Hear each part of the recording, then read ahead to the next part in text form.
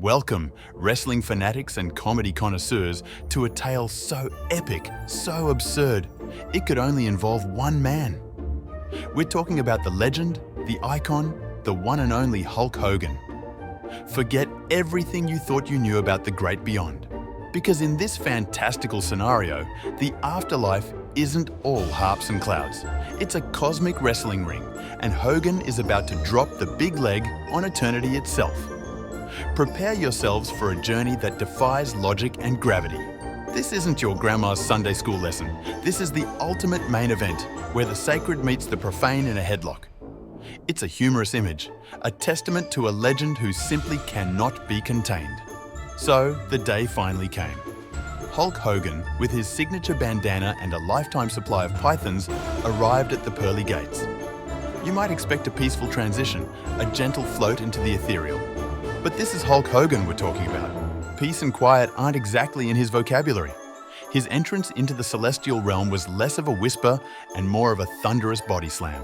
Before the angels could even finish their welcoming chorus, Hogan was already sizing up the competition. He didn't just walk into heaven, he strutted in, ready to lay the smack down on anyone who dared to stand in his way. And stand in his way they did. Because almost immediately, the heavens became an impromptu wrestling arena. Hogan, ever the showman, wasn't about to let a little thing like eternal bliss stop him from getting his reps in. His opponents? Not exactly your typical jobbers from the local circuit. We're talking about celestial beings, the heavy hitters of the heavenly host. This was a clash of titans, unlike anything ever witnessed. First up, the Archangel Michael, known for his fiery sword and unwavering resolve. Hogan saw him, flexed, and probably yelled something about training, saying his prayers and taking his vitamins. Then came the angel Gabriel, messenger of the divine, perhaps trying to announce Hogan's arrival with a trumpet blast. But Hogan probably just heard the bell for the next round. The sheer physicality of it all was astounding. Hogan, in his prime, was an unstoppable force, and apparently, death was just another warm-up match. He was dominating, even against beings of pure light. It was a truly absurd spectacle, a juxtaposition of the sacred and the decidedly profane. The divine order was being disrupted by a man in yellow trunks, and frankly, it was glorious. This scene highlighted Hogan's enduring image as an unstoppable force. Even against the supernatural, he was the one laying down the law. Heaven had never seen anything quite like it. The angels were probably wondering if they needed to update their celestial rulebook. Hogan was proving that some legends are just too big for any single dimension, even paradise. He was a testament to the idea that some people are just built different. And by different, we mean capable of suplexing an archangel without breaking a sweat. Now, you might be wondering how this heavenly wrestling match concluded. Did Hogan pin Michael? Did Gabriel tap out to a camel clutch? The details are a bit hazy, but the outcome was clear. Apparently, the celestial powers decided that Hogan's particular brand of enthusiasm was perhaps a little too much for the serene tranquility of heaven. His transition wasn't exactly peaceful, remember? So, in a dramatic turn of events, Hogan was deemed, shall we say, unsuitable for eternal paradise. It wasn't a judgment of his soul, perhaps, but more of a cosmic noise complaint. And just like that, the Hulkster was on the move again. His next destination, the fiery depths of the underworld. From pearly gates to the gates of hell, quite the itinerary. This shift in setting provided a stark contrast, from the bright, airy expanses of heaven to the smoky, sulphurous pits of hell. One minute you're wrestling angels, the next you're on a one-way trip to perdition. It was a dramatic change of scenery, but for Hogan, it was just another venue. Another crowd to entertain, another set of opponents to conquer. The show, as they say, must go on. So, Hogan arrived in hell. You'd think the devils, demons, and various denizens of the underworld would be thrilled. A new soul to torment, a fresh face to torture. But even in the depths of the underworld, Hogan's power preceded him. His reputation, his sheer intimidating presence, had apparently traveled faster than a bat out of hell.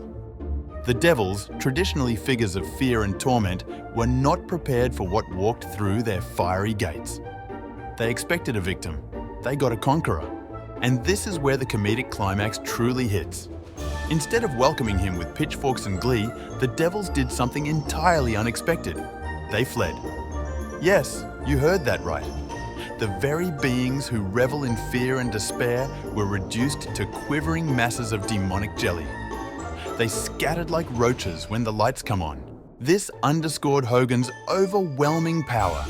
His intimidation factor was so immense that even the masters of fear were terrified. It was a sight to behold, or rather, to imagine. The devils, who had spent millennia perfecting their craft of terror, were suddenly the ones screaming and running for cover. They were reduced to cowards, hiding behind rocks and brimstone. It demonstrated Hogan's ability to disrupt and dominate any environment, no matter how infernal. Heaven couldn't handle him, and hell certainly wasn't ready for him either. He was too much for the angels, and apparently too much for the demons. The underworld had met its match, and it was a man who could rip his shirt off with a single flex. The devils probably held an emergency meeting, wondering how to update their infernal protocols. Note to self, they probably scribbled, do not mess with the guy in the red and yellow. Hogan had effectively turned hell into his personal playground, a place where even the demons feared to tread. He was the ultimate disruptor, the one force that could make even Satan sweat. This entire story, From Heaven to Hell, is a playful exaggeration of Hogan's persona. It's not about theological accuracy, it's about celebrating a larger-than-life character. It's a testament to his enduring popularity, a nod to the millions of fans who believed in Hulkamania. He cultivated an image so powerful, it transcended the wrestling ring. The narrative is simple, yet incredibly effective. It uses humor as its primary tool, making us laugh at the sheer absurdity of it all. It's hyperbole at its finest, creating a memorable image. This story creates a vivid, unforgettable picture of Hogan's afterlife. It's less about where he ended up and more about the fact that wherever he went, he dominated. Its primary purpose is to celebrate the enduring legacy of a wrestling icon. A man who, even in death, remains an unstoppable force capable of making angels tap out and devils run for cover. So, next time you think about the afterlife, remember the Hulkster. Because somewhere out there he's probably still flexing, still saying his prayers, and still running wild. Brother,